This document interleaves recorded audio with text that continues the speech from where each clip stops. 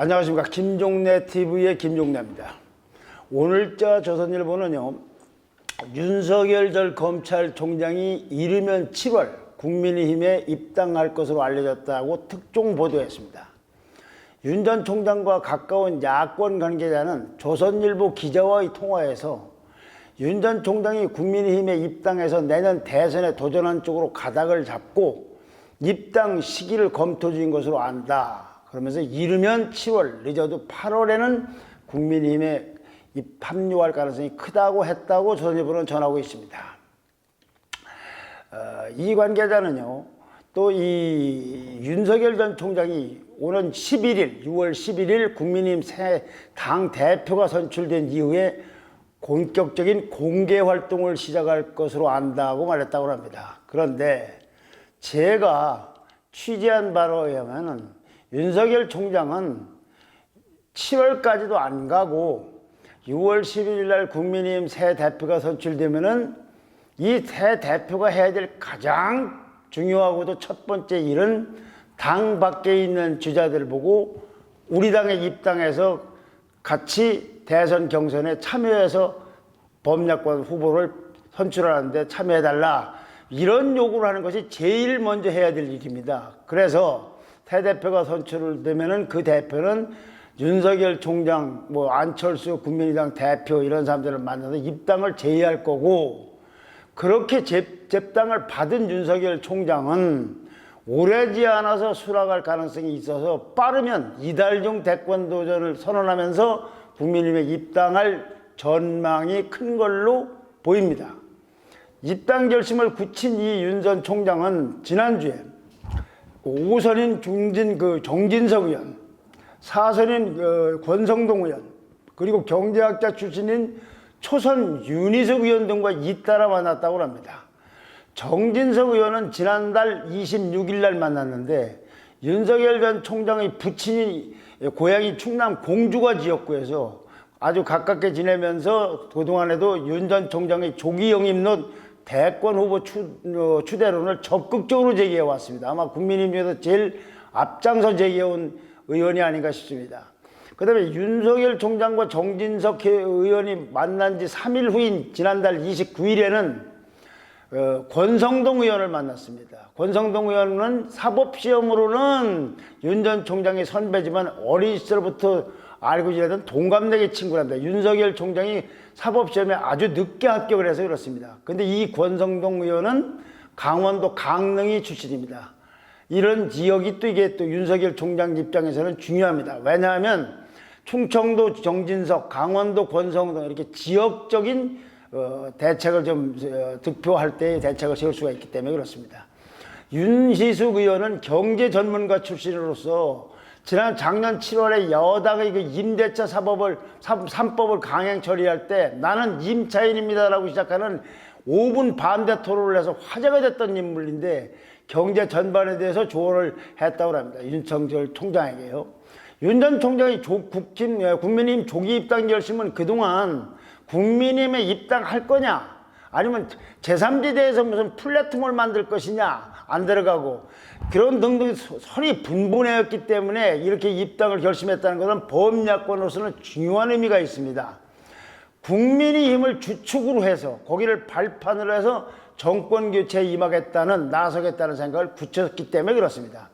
윤 총장은 또한 이제 시장 같은 데를 차에서 시민들과 사진 찍기 등 이 공개 항복까지 하는 걸 보면은 대권 도전과 관련된 스케줄이라든지 캠프를 구성한다든지 정책과 공약을 말하다든지 전략을 준비했다든지 등등에 관한 구상과 준비 작업이 사실상 마무리됐음을 의미합니다. 윤석열 총장의 그 국민의힘 입당이 가시권에 들어오면서 안철수 국민의당 대표 나아가서 이분은 대권 주자로 분류가 될 수 있겠는데, 또는 최재형 감사원장, 김동연 전 경제부총리 등 잠재적으로는 주자로 거론되어 온 인사들 대권에 도전할지 또는 입당할지 등등 이런 분들의 거취에도 큰 영향을 미칠 걸로 봅니다. 그런데 윤석열 전 총장은 안철수 국민의당 대표와는 좋은 관계 속에서 종종 소통하는 사이라서 이 두 사람 사이는 꼭 한간의 이식대로 경쟁 관계로만 볼 건 아니라고 합니다. 협력 관계가 될 수도 있다고 합니다. 허나 국민의힘 당 내에 있는 유승민 전 의원이나 원희룡 제주지사 같은 주자들, 그리고 이미 국민의힘에 복당 신청을 해놓은 홍준표 무소속 의원 등은 아마 좀 긴장할지도 모르겠습니다. 특히 왜 그러냐면 이 사람들은 자기네들이 국민의힘의 후보가 돼서 윤석열 총장 등 당 밖의 사람들하고 단일화를 하든지 이걸 아마 머릿속에 그려왔을 텐데, 이제 이런 구상이 물 건너가는 거죠. 당 밖에 있지 않고 당 안에 들어와서 같이 경쟁을 하면. 특히 아마 이 윤석열 총장을 평소에 폄하하는 발언을 여러 번 해왔던 이 홍준표 의원 같은 경우도 좀 난감하지 않을까 싶습니다. 물론 그 양반은 그 양반대로 대책을 갖고 있겠지만은, 또 이 국민의힘 사람들을 이렇게 정진석, 권성동, 윤희숙 의원 같은 사람들을 만나는데, 김종인 전 국민의힘 비대위원장을 만났다는 얘기는 아직은 들려오는 게 없습니다. 실제로는 어떤지 모르겠습니다만 이렇게 들려오지 않고 보도가 되지 않았다는 것, 그것만으로도 윤석열 전 총장과 김종인 전 비대위원장이 함께할 가능성은 별로 없는 것 같습니다. 대신 김종인 전 비대위원장과 김무성 전 의원은 최재형 감사원 쪽과 접촉을 시도하고 있다는 소문이 있습니다. 어쨌든 윤석열 총장이 국민의힘의 조기 입당을 결심함으로써 당장은 지금 현재 치열하게 진행 중인 국민의힘 대표 경선에도 영향을 미칠 걸로 보입니다.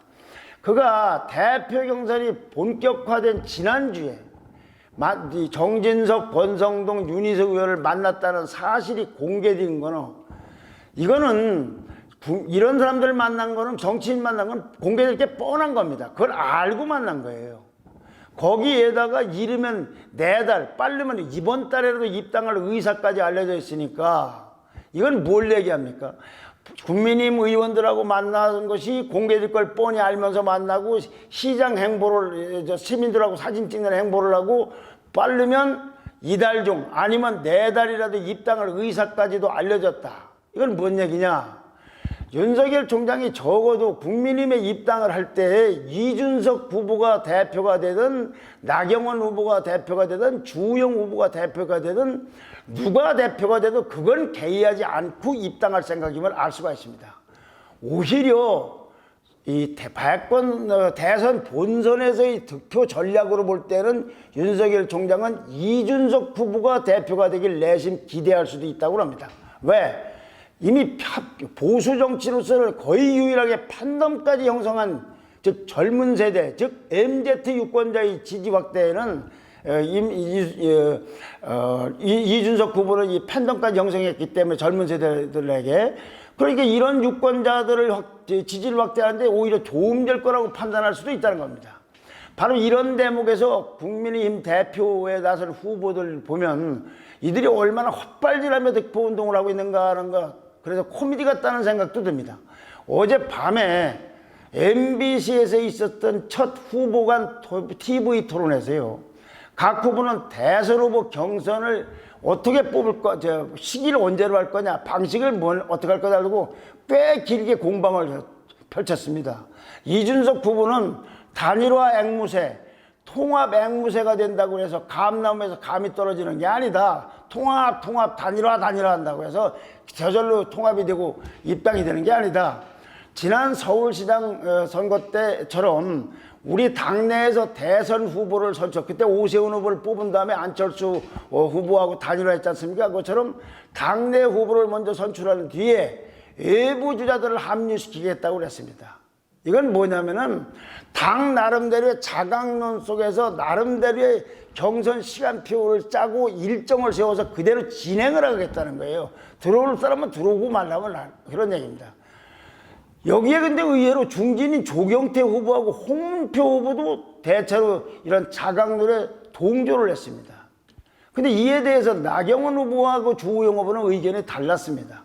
나경원 후보는 이준석 후보를 향해서 이준석 후보가 유승민계로 분류가 되는데 당 후보를 먼저 선출하면 유승민 전 의원에게 유리한 방안 아니냐라고 이 공격을 하면서 내가 대표가 되면 모든 야권 후보들을 만났는데 추석이 9월 21일입니다. 추석 이후에 후보 경선 절차를 시작하겠다고 그랬습니다.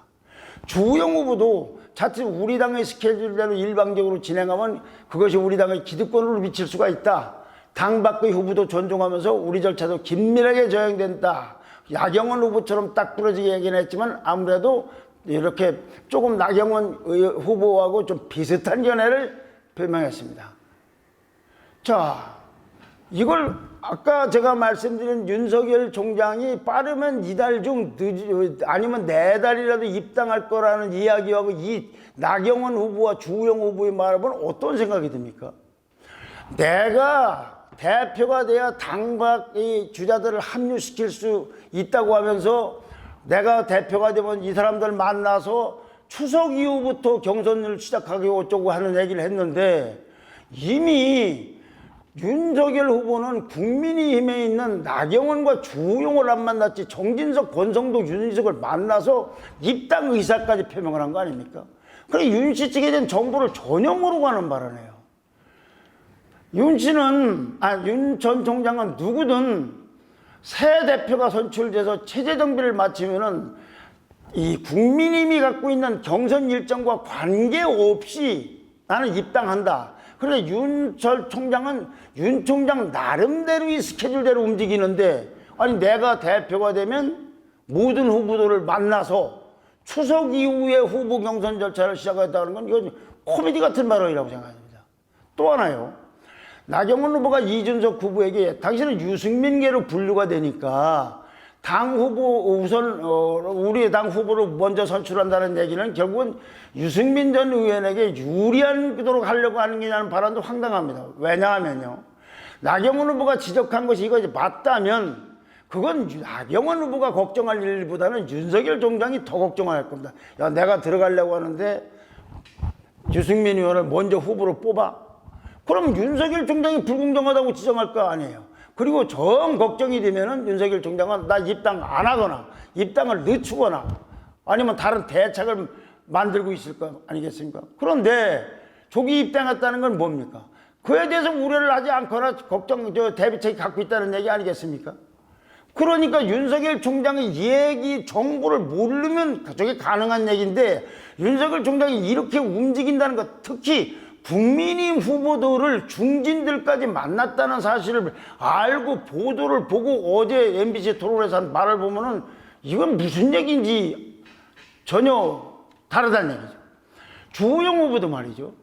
박근혜 후보도 존중하면서 우리 당 절차를 긴밀하게 진행해야 한다고 했는데 다른 분은 모르겠어요. 안철수 국민의당 대표나 이런 사람은 모르겠는데 아니 지금 여야를 통틀어서 인기가 지지율이 제일 높은 윤석열 총장이 당 밖에 있는 사람으로서는 가장 존중돼야 될 사람인데 이 사람은 이미 이 윤석열 총장 말대로 하면은 이미 당 밖의 주자가 아니라 당 안의 주자예요.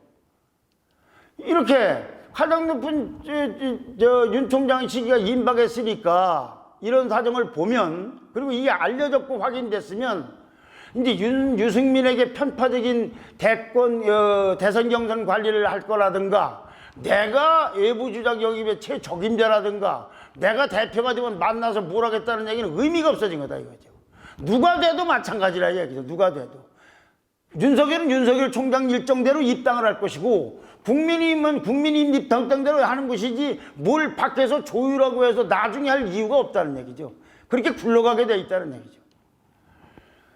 자, 여기까지 보고 나면 이제 이준석 돌풍에 맞선 중진들 간의 단일화가 대표 경선의 변수가 될 가능성이 있습니다. 오늘 동아일보는요, 예비 경선에서 2등을 한 나경원, 3위를 한 주호영 후보 간에 공식적으로 단일화 논의는 선을 긋고 있지만 양쪽 캠프 일각에서는 후보 간에 단일화를 하는 것보다는 한 후보가 전격적으로 사퇴하는 이른바 자연스러운 단일화 효과를 거둘 수 있다. 이런 걸 노리는 구상이 흘러나온다고 보도를 했습니다. 이 보도는 제가 확인한 건 아니고 이 보도가 사실이라면 무슨 얘기냐.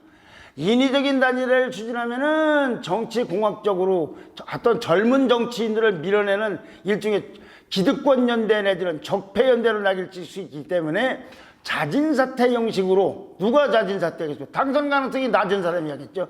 단일화 그런 방식으로 단일화 거론된다는 겁니다. 근데 이거 시간도 급할 뿐만 아니라 이렇게 해도 알아챌 사람들은 다 알아채는 거 아니겠습니까? 여기에 대해서 이준석 후보는 그렇게 하시겠다면 뭐 하는 수밖에 없지만 굉장히 민망한 결과가 나올 수 있다. 그렇게도 질 수가 있다. 이거죠. 1 더하기 1은 2가 아니라 1.5도 안 나오는 경우도 굉장히 많다. 이제. 그러면서 그런 걸 모르고 중진들이 단일화할 시대뿐은 아니라고 본다. 이건 이미 견제 발언을 해놓은 거죠. 자, 마지막으로요. 어제 MBC 토론을 보신 분들의 경우에는 어떻게 보셨습니까? 저는 사실은 방송 때문에도 다 지켜봤습니다. 아주 뭐 메모까지 제가 뭐 지켜본 건 아니지만 아 저건 특이하구나 느낍니다. 어저께 본 방송을 보고 나서 보신 분이 있다면 또는 전해 들은 분이 있다면 보신 분들마다 평가가 다를 겁니다. 죄송함을 말씀드리면 만약에 어제와 같은 토론이 앞으로도 계속 이어진다면 전제는 이겁니다. 같은 토론이 이어진다면 토론으로다가 선호하는 또는 싫어하는 후보가 바뀌는 일은 어렵지 않을까 싶어요. 왜냐하면 어느 사람이든 결정적 한방도 없었고 결정적 실수도 없었기 때문에 아 내가 A 후보를 지지했는데 아 나 지지 안 하고 B로 갈래 이런 일은 많지 않지 않을까. 어떤 그 정기가 없었다. 그런 가운데요. 또 조금 몇 가지 특이한 거는 중진 간에 단합을 해서 이준석 후보만 집중 공격하는 것 그런 일은 없었습니다. 오히려요. 홍문표 후보와 조경태 의원은 아까도 말씀드린 것처럼 이준석 후보하고 몇 가지 부분에서 의견이 맞는 그런 인상도 주었어요. 그 중에서 저는 나경원 후보와 이준석 후보의 공방을 열심히 봤습니다. 공약보다는 스타일을 보니까 말이죠. 나경원 후보는 내용이 막연해요. 말하는 내용이 구체성이 떨어져요. 그 대신 노회합니다. 그래서 아주 매끄러운 복싱으로 따지면 아웃복서 스타일이에요. 노련한. 근데 이준석 후보는 뭐 할 얘기는 굉장히 많은 것 같아요. 그런데 긴장돼서 그런지 무슨 다른 배경 때문에 그런지 좀 격앙이 돼 있는 것 같아요. 그래서 인파이터 인상을 주고 있었습니다. 근데 이준석 후보는 독특한 또 토론 방식을 갖고 나왔어요. 퀴즈 문제처럼 이렇습니까? 제가 이렇게 A와 B 중에서 보면 어떤 게 맞다고 생각합니까? 그러니까 중진들이 거기에 대해서는 불쾌한지 답을 안 하기도 하는 또 그런 일도 있었습니다. 그러나 그 어떻게 됐든 간에 어제와 같은 방식으로 계속된다면 이 텔레비전 토론을 통해서 후보를 바꾸거나 지지를 철회하거나 그런 일들은 많지는 않지 않을까. 그러니까 토론이 게임 체인저가 되기는 쉽지 않을 테다는 생각이 들었습니다.